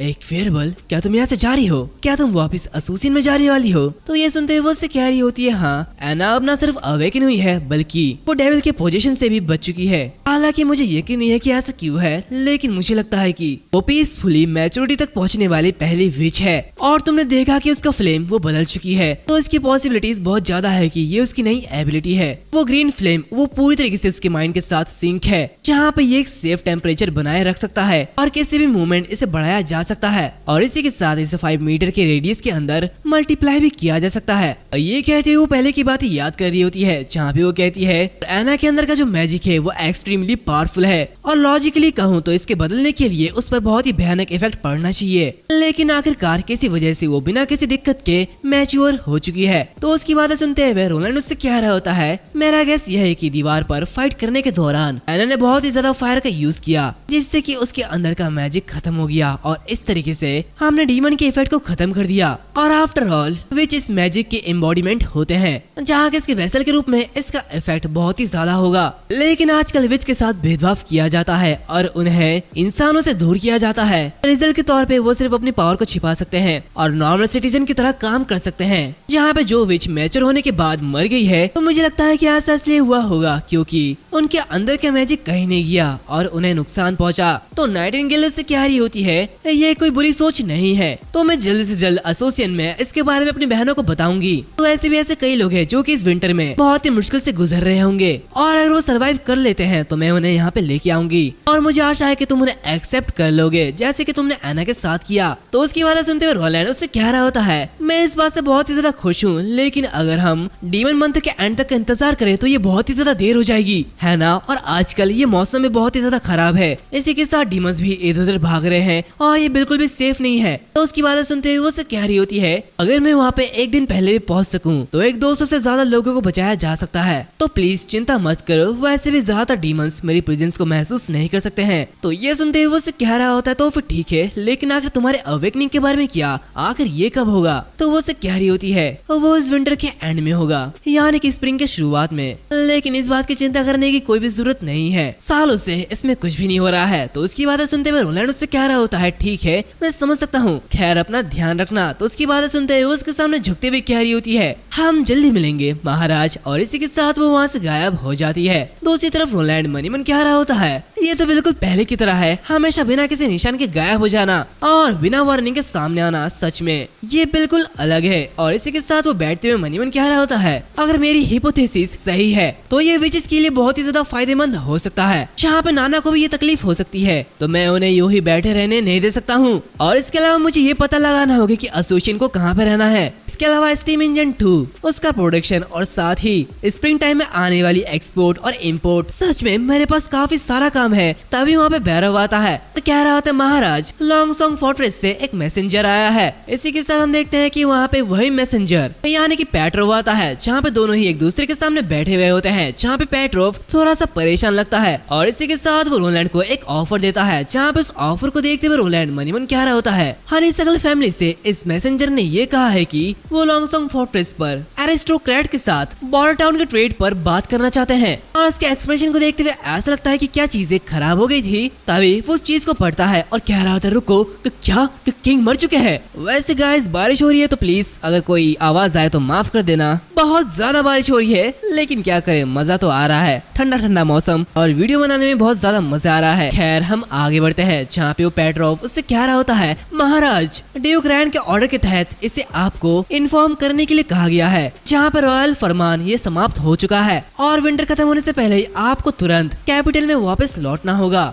ग्रे कैसल के नए मैजेस्टी टिमोथी विंबलडन पिछले 6 महीनों के अकॉर्डिंग आपको ऑफिशियली एक पोजीशन असाइन किया है। तो उसकी ये सारी बातें सुनते हुए रोलैंड बहुत ही ज्यादा हैरान होता है। इसके कुछ समय बाद बैरव उससे कह रहा होता है महाराजा प्लीज मुझे माफ कर दीजिए, ये एक ट्रू ट्रेजेडी है। राजा ने अपनी लाइफ बहुत ही ज्यादा बेशर्मी से खोया है। उनके खुद के बेटे फर्स्ट प्रिंस ने उन्हें मार डाला। तो आखिर आपको नेक्स्ट स्टेप कौन सा होने वाला है महाराज। तो उसकी बातें सुनते हुए वो कह रहा होता है तो गैरल्ट ने उसे मारा है, ये काफी ज्यादा सस्पिशियस है। खैर मैं अपने दोनों सिस्टर्स के मूवमेंट को देखने के बाद इस पर डिसीजन लूंगा। इसी के साथ वो मन कह रहा होता है हालांकि मैं गर्ट्स या विंबलडन के बारे में ज्यादा नहीं जानता हूँ, लेकिन वो डेफिनेटली रेकलेस टाइप नहीं है और वो इतनी आसानी से कैपिटल के लिए नहीं निकलेगी। मैं बस उसके लीड को फॉलो करूंगा। इसी के साथ वो कहता है ये नहीं कहा जा सकता कि पावर के इस बदलाव से कैपिटल में कैओस फैल जाएगी या फिर नहीं, लेकिन हम सबसे पहले जो करने जा रहे हैं वो तुम्हारी फैमिली को बहुत ही ज्यादा दूर ले जाना है। तुम कार्टर और सबके लिए जो काम करता है हर कोई अपने घर पर एक लेटर लिखेगा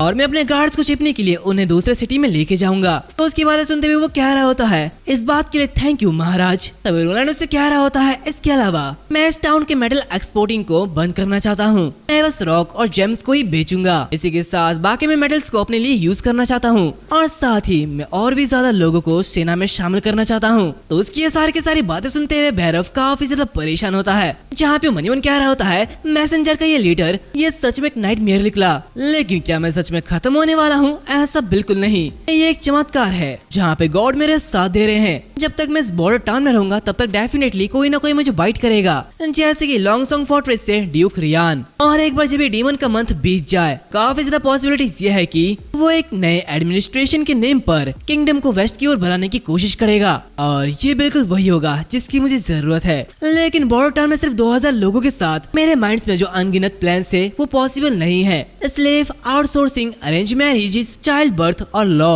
ये सारी चीजें अनरीजनेबल है। लेकिन एक बार जब मैं लॉन्गसोंग फोर्ट्रेस पर अपना कंट्रोल हासिल कर लूंगा तो मैं एक बड़ी लेबर फोर्स को हासिल कर लूंगा और वो मेरे फ्यूचर की वेल्थ का फाउंडेशन बनेंगे। तो क्या पॉपुलेशन ग्रोथ का यह सबसे बेस्ट तरीका नहीं है? इसी के साथ सीन चेंज होता है, हमें the north and mountain range का सीन दिखाया जाता है, जहाँ पे हम नाइटिंगेल को देखते हैं जो कि गुफा के सामने होती है और इसी के साथ वो अपना कदम आगे बढ़ाती है कि तभी उसके सामने कई सारे लीव्स आ जाते हैं जो कि उसी गुफा को बंद कर देते हैं। जहाँ पे ये देखते हुए नाइटिंगेल कह रही होती है ये मैं हूँ लीफ। तो उसकी बातें सुनते हुए लीफ उसके सामने आती है और उससे कह रही होती है नाइटिंगेल क्या तुम वापस आ चुके हो? तो वो उससे कह रही होती है हाँ ऐसा ही है। वैसे वो बाकी दोनों सिस्टर कहाँ पे है? तो उसकी बातें सुनते हुए लीफ उससे कह रही होती है वो एरिन और एशले थे, लेकिन वो दोनों अपनी मैच्योरिटी तक नहीं पहुँच पाए और ये तो पहले से ही नॉर्मल था। खैर चलो अंदर चलते हैं, वेंडी तुम्हें बहुत ही ज्यादा याद कर रही है और इसी के साथ वो उसे अंदर लेके जाती है, जहाँ पे जाते हुए नाइटिंगेल कह रही होती है वेंडी मैं वापस आ चुकी हूँ। तो उसे देखते हुए वेंडी बहुत ही ज्यादा खुश होती है और इससे कह रही होती है वेरोनिका घर पर तुम्हारा स्वागत है। तो उसकी बात सुनते हुए नाइटिंगेल उससे कह रही होती है मैंने तुमसे कितनी बार कहा है अब मैं वो कमजोर लड़की वेरोनिका नहीं हूँ, मैं अब एक पावरफुल विच हूँ और मुझे ऐसा कहना बंद करो। तो उसकी बातें सुनते हुए वेंडी उसके पास आती है और उसे कह रही होती है वेरोनिका ये जर्नी तुम्हारे लिए काफी ज्यादा हार्ड होगी है ना? क्या तुम्हें सर्दी लगी है और क्या तुम्हें भूख लगी है? तो नाइटिंगेल उससे कह रही होती है वेरोनिका अब यहाँ पे नहीं है, मेरा नाम नाइटिंगेल है। तो वेंडी उससे कह रही होती है तुम अब भी वही हो। वैसे भी पास्ट को नाकारने से कुछ गायब नहीं हो जाएगा और ऑफ कोर्स ये तुम्हारी चॉइस है। खैर नाइटिंगेल, मैं लंबे समय से तुम्हारा इंतजार कर रही थी। तो उसकी बातें सुनते हुए नाइटिंगेल उसे गले लगा लेती है। वैसे गाइस, इसका रियल नेम वेरोनिका है। इसी के साथ हम देखते हैं कि वेंडी उससे कह रही होती है वैसे वो लड़की जिसका नाम एना था उसका क्या हुआ, क्या तुम उसे बचा पाई? तो उसकी बातें सुनते हुए नाइटिंगेल उससे कह रही होती है नहीं, उसे हमें बचाने की कोई भी जरूरत नहीं है, असल में उसने हम सभी को बचाया है। इसी के साथ वहाँ के लीडर रोनाल्ड विंबलडन है जो कि ग्रे कैसल के 4th प्रिंस है और वो हमें साथ लेने के लिए तैयार हो चुके हैं। और इसी के साथ उन्होंने ये भी वादा किया है कि एक दिन ऐसा आएगा जब सभी विचेस उनके टेरिटरी में एक साथ रह सकेंगे, ठीक वैसे ही जैसे कि बाकी के लोग रहते हैं। और ये सारी की सारी बातें वो अपनी सभी सिस्टर को बता रही होती है, जहाँ पे उसकी बातें सुनते हुए वेंडी उससे कह रही होती है क्या उसने सच में ऐसा कहा? तो नाइटिंगेल कह रही होती है हाँ, मेरे पहुंचने से पहले ही उसने एना और नाना को बचा लिया था और प्रिंस को नहीं लगता कि विच की पावर्स ये डेविल से आती है। उसने कहा कि हमारी पावर हमारे खुद के अंदर से आती है। तो उसकी बातें सुनते हुए वो सभी घबराने लगते हैं और आपस में अजीब अजीब बातें करने लगते हैं। तो उन्हें ऐसा कहते हुए देख वेरोनिका यानी कि नाइटिंगेल चिल्लाती हुई कह रही होती है वेंडी, और तुम सभी लोगों में से मेरी एबिलिटी ये सबसे बेहतर है। इसी के साथ मैजिक के फ्लो को देखने के अलावा मैं ये भी बता सकता हूँ कि कोई झूठ बोल रहा है या फिर नहीं। इसी के साथ प्रिंस ने ये कहा है कि वो विच की रक्षा करना चाहते हैं और अगर जरूरत पड़े तो वो चर्च से लड़ने को भी तैयार है और यही सच है। इसी के साथ वो उसी स्टीम इंजन के प्रोजेक्ट पेपर को बाहर निकालती है जहाँ पे वो कह रही होती है यह है स्टीम इंजन जिसे उन्होंने डिजाइन किया है और ये उनका और एना के साथ मिलकर बनाया गया एक प्रोडक्ट है। वो सच में सभी विचेस को अपने साथ लेना चाहते हैं और इसके अलावा शायद हम उसी हॉली माउंटेन की जैसा ही एक परफेक्ट प्लेस ढूंढ सके। तभी वहाँ पे एक लेडी आती है जो कि देखते हुए नाइटिंगेल उसके सामने झुक जाती है और कह रही होती है हेलो टीचर। तो वो जो टीचर होती है वो उससे कहती है मैंने ये कहानियाँ सुनी है जो कि तुम फैला रहे हो और तुम ये क्या कह रहे हो? हमने हॉली माउंटेन को ढूंढने के लिए जो कुछ भी किया क्या वो सब कुछ गलत है? इसी के साथ सीन चेंज होता है। हम तिमोथी को देखते हैं जहाँ पे वो एक गार्ड से कह रहा होता है क्या चर्च ने इसे कंफर्म किया है? तो वो जो गार्ड होता है वो कह रहा होता है हाँ महाराज, चर्च ने ये वेरीफाई किया है कि इस स्टोन को बदला नहीं गया है और ना ही इसने अपनी पावर को खोया है। सर, ये जो स्टोन है डिवाइन जजमेंट या ऑफ कोर्स शैतानी ताकतों के खिलाफ सबसे ग्रेटेस्ट वेपन है और अगर ये फेल हो गया होता तो चर्च पर पहले ही विचेस कब्जा कर लेती। तो उसकी बातें सुनते हुए तिमोथी उसे कह रहा होता है लेकिन इससे इस पॉसिबिलिटीज को खारिज नहीं किया जा सकता कि इसमें विचेस का हाथ हो सकता है। इसी के साथ वो मन मन कह रहा होता है फादर का अचानक सुसाइड करना ये वो चीज है जिसमें विचेस सबसे ज्यादा बेस्ट होती है। इसी के साथ वो अपने हाथ को उस स्टोन की तरफ आगे बढ़ाता है जहाँ पे वो कह रहा होता है विचेस को पकड़ते रहो और उन्हें ढूंढ के कैपिटल में लाते रहो। ये कहते हुए वो उस स्टोन को देख रहा होता है। इसी के साथ सीन चेंज होता है। हम नाइटिंगेल को देखते हैं जिसकी आंखें खुलती है जहाँ पे हम देखते हैं कि वो एक जगह एक खंबे से बंधी हुई होती है जहाँ पे पहले की बात याद करती है जहाँ पे वो टीचर कह रही होती बस बहुत हुआ। वो एक प्रिंस जो कि विच से नफरत नहीं करता है, ये तो एक मेंढक को चुमने जैसा है। इसी के साथ वो सभी लोगों से कह रही होती है सिस्टर्स, क्या तुम भूल गए हो इंसानों ने तुम्हारे साथ कैसा बिहेव किया एक झूठे गॉड के नेम पर? वे तुच्छ कायर लोग अपनी स्वार्थ और अपनी चाबुक से हमारे ऊपर जुल्म करते हैं लेकिन डिवाइन जजमेंट स्टोन के बिना आखिर वो हमें कैसे रोकेंगे? इसी के साथ वो नाइटिंगेल से कह रही होती है ऐसा लगता है कि इंसानों ने तुम्हें पागल बना दिया है। मैच्योरिटी का पेन हमारे बॉडी और हमारे माइंड के अंदर एक सैक्रेड टेस्ट है। सिर्फ वो लोग जो मजबूत है वही इसे सरवाइव कर सकते हैं और वही लोग ट्रू पावर को अचीव कर सकते हैं और वही लोग सिर्फ हॉली माउंटेन के इटरनल पीस को ढूंढ सकते हैं। तो क्या तुम हमारे सिस्टर्स को जिन्होंने इस पेन को सहा है और डिस्क्वालीफाई हो गए हैं उन्हें बेकार समझते हो? उसकी बातें सुनते हुए नाइटिंगेल मनी मन कह रही होती है सफरिंग का एक ट्रायल ये तो चर्च के झूठ से बिल्कुल अलग नहीं है। तभी वो टीचर कह रही होती है बच्चे तुम्हारे लिए पलटना अभी भी पॉसिबल है, जो भी तुमने कहा है उसे भूल जाओ और मैं तुम्हारे कामों को माफ कर दूंगी और मैं तुम्हें अगली बार फिर से एसोसिएशन के एक मेंबर के रूप में स्वीकार कर लूंगी। तो उसकी बातें सुनते हुए नाइटिंगेल आगे बढ़ते हुए कह रही होती है तो फिर ठीक है, मैं उन लोगों को अपने साथ लेके जाऊंगी जो कि मेरे साथ जाने को तैयार है और जो लोग यही रहना चाहते हैं ये उनका डिसीजन है। मैं तुम्हें बेस्ट लक कहूंगी। वो ये कह रही होती कि तभी अचानक से एक सांप आते हुए उसके पैर को डस लेती है और वो वहीं पर ही बेहोश हो जाती है। इसी के साथ में पर्जन का सीन दिखाया जाता है जहाँ पे वो टीचर उसके सामने आती है और उससे कह रही होती है तो तुम जाग गए हो, तो बताओ आखिरी जहर तुम्हें कैसा लगा? वैसे ईमानदारी से कहूँ तो मुझे तुमसे बहुत ही ज्यादा उम्मीदें थी लेकिन तुमने सभी को तोड़ दिया। तो उसकी बातें सुनते हुए नाइटिंगेल काफी ज्यादा गुस्सा हो रही होती है, जहाँ पे वो उससे कह रही होती है मैं लॉक ऑफ डिवाइन जजमेंट पर बिलीव नहीं करती हूँ। और क्यारा, क्या तुम जानते हो कि तुम क्या कह रहे हो? तो उसकी बातें सुनते हुए वो टीचर क्यारा से कह रही होती है ये सिर्फ एक टूल है जो कि डिसओबीडिएंट बच्चों को पनिश करता है और इसके रूप में तुम एक एग्जाम्पल हो। जो वेंडी ने तुम्हें एरिस्टोक्रेट से बचाया था, तो मैंने सोचा कि तुम हमेशा हमारे एसोसिएशन के साथ खड़े रहोगे, लेकिन अब तुम अपनी बहनों को उन्हें बेचने जा रहे हो ताकि तुम अपने पहले की सिचुएशन में वापस आ सको। तो उसकी बातें सुनते हुए नाइटिंगेल चिल्लाते हुए कह रही होती है मैंने जो कुछ भी किया वो बस अपने सिस्टर्स के लिए किया और मुझे आशा है कि अवेकनिंग के दौरान उन्हें सफर नहीं करना पड़ेगा। और ये मेरी पसंद नहीं है कि मैं तुम्हारे प्लान के रास्ते पे हूँ, लेकिन सिस्टर्स को ये तय करने की आजादी होनी चाहिए कि आखिर वो कैसे जीना चाहते हैं। बॉर्डर टाउन में बहुत ज्यादा बदलाव हो रहा है और मेरे लिए लाया गया स्टीम इंजन का ब्लूप्रिंट ये उन चीजों में से एक है। तो उसकी बातें सुनते हुए क्यारा उसे वो ब्लूप्रिंट दिखाती है और उससे कह रही होती है क्या तुम इसके बारे में बात कर रहे हो, लेकिन इसमें जो भी लिखा है मुझे बिल्कुल भी समझ में नहीं आ रहा है। और वैसे एक स्टील के टुकड़े को आखिर कैसे जलाया जा सकता है जबकि उसमें कोई लाइफ ही नहीं है। ये कहते हैं वो उस प्रोजेक्ट को जला देती है और कह रही होती है क्या तुम हमें पागल समझते हो, और वैसे मेरा पेशेंस खत्म हो चुका है और ये तुम्हारा लास्ट चांस है। ये कहते हुए वो एक गरम से लोहे को उसके गले के सामने रखती है और इससे कह रही होती है अगर तुम हर्षोसियन के हर विच से माफी मांगती हो और कहोगे कि ये सारी बातें झूठ है तो मैं तुम्हें बख्श दूंगी, लेकिन अगर तुम ऐसा नहीं करती हो तो मैं तुम्हें मार डालूंगी और मेरे पास इसके अलावा और कोई चॉइस नहीं बचेगा। तो उसकी बातें सुनते हुए नाइटिंगेल रोनाल्ड की बातें याद करती है, जहाँ पे वो मनी मन कह रही होती है मैं सरेंडर नहीं करूंगी, अब मैं पहले की तरह वीक नहीं हूँ, मैं एक पावरफुल बिच हूँ और अगर मैं मर भी जाऊँ तो भी मैं घुटने नहीं टेकूंगी और ये बहुत ही ज्यादा बुरी बात है। तभी अचानक वेंडी की आवाज आती है और वो कह रही होती रुक जाओ टीचर, हर किसी के कलाई पर बंधे हुए कपड़ों को देखो, हम पहले ही अपने कई सारे सिस्टर्स को अलविदा कह चुके हैं और क्या तुम सचमुच एक दूसरा भी चाहते हो? तो उसकी बातें सुनते हुए क्यारा से कह रही होती है क्या उसने तुम्हें भी फंसा दिया है? जागो वेंडी, ये सब झूठ है। तो वेंडी उससे कह रही होती है मैं नहीं जानती हूँ और मैं उसके साथ बॉर्डर टाउन में जाने का प्लान भी नहीं बना रही हूँ, लेकिन मैं उसके एक बात से सहमत हूँ, हमारे सिस्टर को उनके इच्छा के अकॉर्डिंग आजादी होनी चाहिए। तो क्यारा कह रही होती है ठीक है, फिर हम देखते हैं कि आखिर कौन इसके साथ जाना चाहेगा।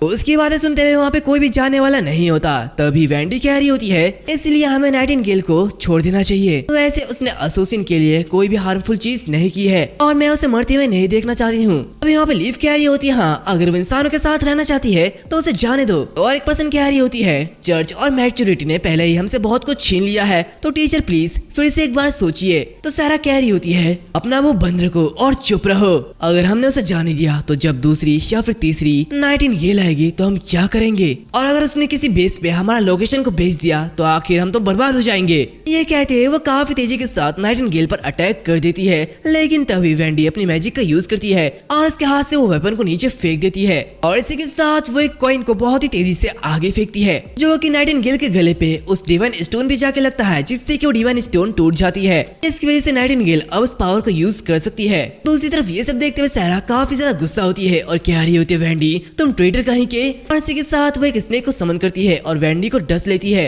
तभी वो देखते हैं कि नाइटिंगेल वहाँ से गायब होती है, जो कि देखते हुए वो कह रही होती है नाइटिंगेल यहाँ से भागने की तुम्हारी हिम्मत कैसी हुई। तभी अचानक उसके ऊपर एक अटैक होता है जहाँ पे नाइटिंगेल उसी गर्म स्वॉर्ड को सहरा के अंदर डाल देती है और उसे लगभग खत्म कर देती है और इसी के साथ वेंडी को लेते हुए गायब होते हुए वहाँ से निकल जाती है। जहाँ पे ये सब देखते सहरा कह रही होती जाओ और उसे मार डालो। दूसरी तरफ हम देखते हैं कि नाइटिंगेल और वेंडी दोनों ही बाहर आ जाते हैं, जहाँ पे वेंडी कह रही होती है उन्हें समझने में थोड़ा टाइम लगेगा। इसी के साथ वो उसकी हालत को देखते हुए मनी मन कह रही होती है लेकिन और एक दिक्कत यह है कि ये सारा का वेनम है और जहर इतनी तेजी से फैल रहा है कि अगर ऐसा चलता रहा तो वेंडी वो मर जाएगी, तो मुझे एक डिसीजन लेना होगा। और इसी के साथ वो दोनों ही एक जगह रुकते हैं जहाँ पे नाइटिंगेल अपने नाइफ को निकालते हुए कह रही होती है वेंडी तुम ठीक हो जाओगी, मैं तुमसे वादा करती हूँ। इसी के साथ वो उसके हाथ को काटते हुए कह रही होती है मैं अभी के लिए बस इतना ही कर सकती हूँ। इसी के साथ हम देखते हैं कि वो उसके हाथ को काट देती है, जहाँ पे वो कह रही होती है एक बार जब हम बॉर्डर टाउन में वापस लौट जाएंगे तो नाना ऐसे पहले की तरह ठीक कर देगी, लेकिन क्या ये सचमुच जिंदा रह सकती है? वैसे भी मुझे वहाँ पे पहुँचने के लिए 3 दिन लगेंगे और वैसे भी वेंडी के घाव से अभी खून बह रहा है तो वो 3 या फिर 4 दिन से ज्यादा नहीं टिकेगी। तभी वहाँ पे एक पर्सन अपीयर होता है जो कि उससे कह रही होती है क्या तुम लोगों को मदद की जरूरत है? उसे देखते नाइटिंगेल लड़ने के लिए तैयार हो जाती है। तभी वो लेडी उससे कह रही होती है कोई बात नहीं, मैं तुमसे लड़ जानना नहीं चाहती हूँ। तो नाइटिंगेल उससे कह रही होती है आखिर तुम कौन हो? तो वो लेडी उससे कहती है मैं लाइटनिंग हूँ और मैं हाल ही में एसोसिएशन में ज्वाइन हुई हूँ, लेकिन मैं हमेशा बाहर ही रहती हूँ और इसी वजह से तुम मुझे पहचान नहीं पाए हो। उसे देखते हुए नाइटिंगेल उससे कह रही होती है क्या सैरा ने तुम्हें यहाँ पे भेजा है? तो लाइटनिंग उससे कह रही होती नहीं गलतफहमी मत समझो, मैं तुम्हारे साथ जाना चाहती हूँ। तो नाइटिंगेल कहती है कि क्या? तो लाइटनिंग उससे कह रही होती है ये वही है जो कि तुमने कहा था, हमें अपनी मर्जी से जीने का अधिकार होना चाहिए, तो इसलिए मैंने तुम्हारे साथ जाने का फैसला किया है और ये बहुत ही ज्यादा सिंपल है। इसी के साथ वो अचानक से नाइटिंगेल के सामने आ जाती है और उसे कह रही होती है और वो सामान जिसके बारे में तुमने बात की है, और स्टील मशीन, भाप, ऐसा कुछ जो कि आवाज करती है, भाप छोड़ती है और ऐसा ही कुछ, मैं उसे देखना चाहती हूँ। ये कहते हुए वो काफी ज्यादा खुश हो रही होती है, जहाँ पे वो कह रही होती है इसी के साथ मैं पूरी तरीके से एक एक्सप्लोरर हूँ और बेशक दिलचस्प जगहों पर मैं जाना चाहती हूँ। तो उसकी बातें सुनते हुए नाइटिंगेल उससे कह रही होती है तो क्या तुम भी जाना चाहती हो, लेकिन आखिर तुमने एसोसिएशन को ज्वाइन क्यों किया? तो वो उससे कह रही होती है क्या हॉली माउंटेन को ढूंढना क्या ये एक बिग एडवेंचर नहीं है? और वैसे सैरा स्पिरिट को जरा सा भी नहीं समझती है, तो वो अपना पूरा दिन पुरानी किताबों और रिकॉर्डों के इर्द गिर्द बिताती है और ऐसा कोई भी रास्ता नहीं है जिससे कि वो उस हॉली माउंटेन को ढूंढ सके, जहाँ पे मैप में भी कोई भी निशान नहीं है। तभी नाइटिंगेल उससे कह रही होती है वैसे तुम्हारी एबिलिटी क्या है, फ्लाइट या फिर और कुछ? तो वो उससे कह रही होती है हाँ, यहाँ तक कि अगर तुम दोनों मेरे साथ भी हो लेकिन फिर भी हम तीनों एक साथ हवा में उड़ सकते हैं। और इसी के साथ हम देखते हैं कि वो उन दोनों को कंधे पे बिठाती है, जहाँ पे वो कह रही होती है अरे तुम दोनों तो बहुत ही ज्यादा भारी हो, मुझे नहीं लगता कि हम लोग हवा में उड़ सकते हैं। और इसी के साथ वो सभी उड़ने लगते हैं, जहाँ पे लाइटनिंग कह रही होती है ऐसा लगता है कि हम 2 दिनों के अंदर बोरो टाउन में पहुंच जाएंगे। तो नाइटिंगेल उससे कह रही होती है वेंडी को जल्दी ही मेडिकल की जरूरत है। तो वो उससे कह रही होती है ऐसा लगता है कि तुम्हारा उसके साथ बहुत ही अच्छा रिश्ता है और इसी के साथ उसने तुम्हें वेस्ट कैंप पे वेरोनिका कहा था, तो क्या ये तुम्हारा असली नाम है? तो क्या तुम एक दूसरे को काफी लंबे टाइम से जानते हो? तो वेरोनिका यानी कि नाइटिंगेल उससे कह रही होती है हाँ, एसोसिएशन में शामिल होने से पहले लोगों ने मुझे कठपुतलियों की तरह घुमाया और ये वेंडी थी जिसने मुझे बचाया। मेरी एक फैमिली थी जब मैं सिल्वर सिटी में 14 साल की थी, लेकिन एक कॉमनर अपराइजिंग में मेरे मॉम डैड वो मिसिंग हो गए, जहाँ मेरे चाचा मुझे और मेरे भाई को यानी कि हाइड को अपने साथ रख लिया। लेकिन उसी साल मेरी एबिलिटीज भी अवेकन हुई, हालांकि अंकल को इसके बारे में पता चल गया था और उन्होंने मुझे हाइट से दूर कर दिया और इसी के साथ मेरे स्किल को ट्रेन करने के लिए कैद कर दिया, जहाँ पे उन्होंने मुझसे कहा कि अगर मैं चाहती हूँ कि मेरे भाई जिंदा रहे बेहतर ये होगा कि मैं उनकी बात मानूं। जहाँ पे पॉइजनिंग, एम्बुशेस, असैसिनेशंस, इससे गिलियन फैमिली की वेल्थ ये बहुत ही तेजी से बढ़ रही थी। मेरा टास्क ये और भी ज्यादा गंदा और खूनी हो गया और अगर उसके लिए कहूँ तो उसके गंदे काम के लिए मेरी जो एबिलिटी थी वो बिल्कुल परफेक्ट थी। लेकिन उसके कुछ सालों बाद जब मैंने दोबारा हाइडे को देखा तो वो बिल्कुल एक अजनबी था, जहाँ पे वो मुझसे बहुत ही ज्यादा नफरत करता था और उसके बाद मैं एक ज़ॉम्बी की तरह थी। जब मैं मैच्योर होगी तो मेरे आसपास के चारों ओर के सलाखें मुझे और रोक नहीं सकी, जहाँ मैंने अपने अंकल को मार डाला और बिना कुछ सोचे समझे वहाँ से निकल गई। फिर मेरी मुलाकात वेंडी से हुई। उसकी मुस्कान ये काफी ज्यादा वार्म थी, जो कि मेरे टूटे हुए दिल पर काम कर रही थी। और वहाँ पे मेरी मुलाकात कई सारे बहनों से हुई, जहाँ उनका जन्म भी बहुत ही सफरिंग से हुआ, लेकिन उन्होंने कभी भी गिव अप नहीं किया। लेकिन सैरा, मैंने कभी नहीं सोचा था कि वो शांति और फ्रीडम के लिए विच को एक साथ ला सकती है। तभी वो लाइटनिंग कह रही होती है सैरा वो पागल हो चुकी है और दुख की बात यह है कि ज्यादातर एसोसिएशन के मेंबर्स तुम पर यकीन नहीं करते हैं। वैसे भी कोई भी यकीन नहीं करेगा कि एक प्रिंस विच के बारे में केयर करता है। तो उसकी बातें सुनते हुए नाइटिंगेल कह रही होती है लेकिन मैं उस पर यकीन करती हूँ। इसी के साथ सीन चेंज होता है। हम रोलैंड को देखते हैं जो कि बहुत ही जोरों से चीखता है और उसके सामने वो बड़ी सी इंजन होती है, जहाँ पर उसे देखते हुए एना उसे कह रही होती है महाराज क्या आप ठीक है? तो वो उसे कह रहा होता है मेरी चीखें रुक ही नहीं रही है, आखिर अभी कौन मुझे याद कर रहा है? वो ये कह रहा होता है कि तभी अचानक से आसमान से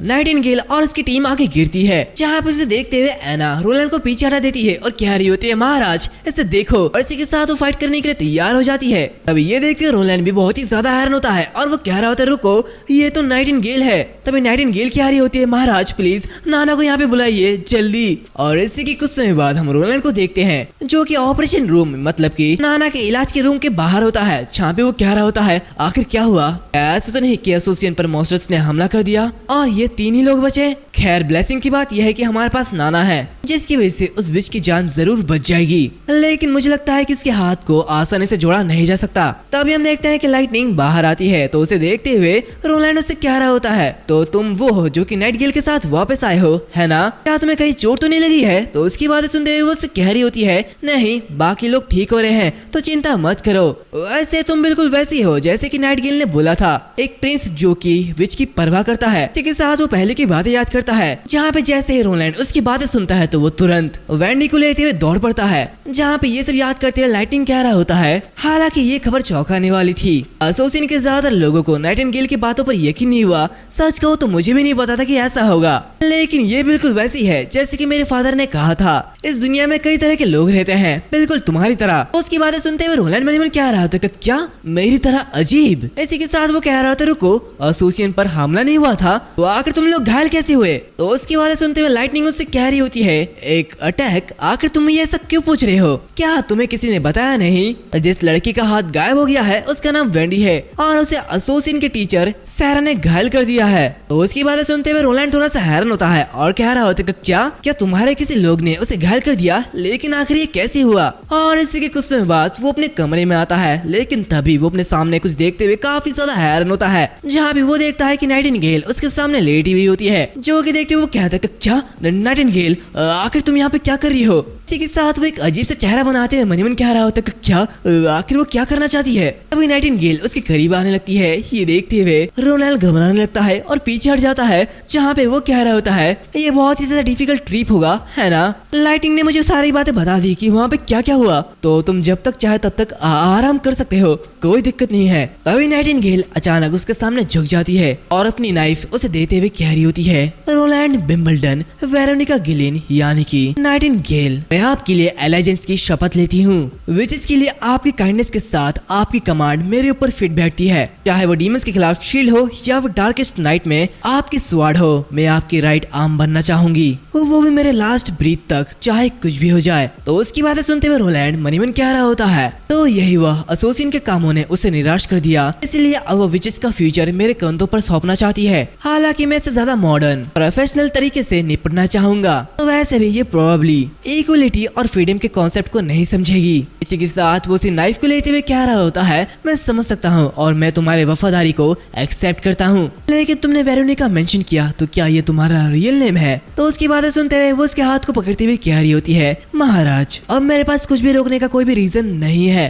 लेकिन वेरोनिका, ये पास्ट की बात है, अभी जो आपकी जरूरतों को पूरा करेगा वो मैं हूँ, नाइटिंगेल। एंड गाइस, इसी के साथ ये जो एपिसोड है वो यहाँ पर खत्म होता है। उम्मीद है तुम लोगों को ये एपिसोड अच्छा लगा होगा, और अगर अच्छा लगा है तो please like and share subscribe जरूर कर देना। और इसी के साथ मैं चाहता हूँ कि तुम हमारे इस सीरीज में बहुत ज्यादा सपोर्ट करो, ताकि मैं सीरीज को पूरा कंप्लीट कर पाऊँ। और मैंने ठान लिया कि मैं सीरीज को कंप्लीट करूंगा, चाहे व्यूज आए या फिर ना आए, लेकिन मैं उम्मीद करता हूँ कि तुम लोग अच्छे खासे कमेंट करोगे, ताकि मुझे उसे पढ़ के खुशी मिले और मैं मोटिवेट हो पाऊँ और मैं वीडियो भी बना पाऊँ। तो इतना तो तुम लोग मेरे लिए कर सकते हो, और अगर तुम लोग सुपर चैट या फिर हमारे मेंबरशिप को ज्वाइन करना चाहते हो तो कर सकते हो, और ये मेरे लिए और भी ज्यादा खुशी की बात होगी। खैर, अब मिलते हैं अगले वीडियो में, तब तक के लिए बाय बाय।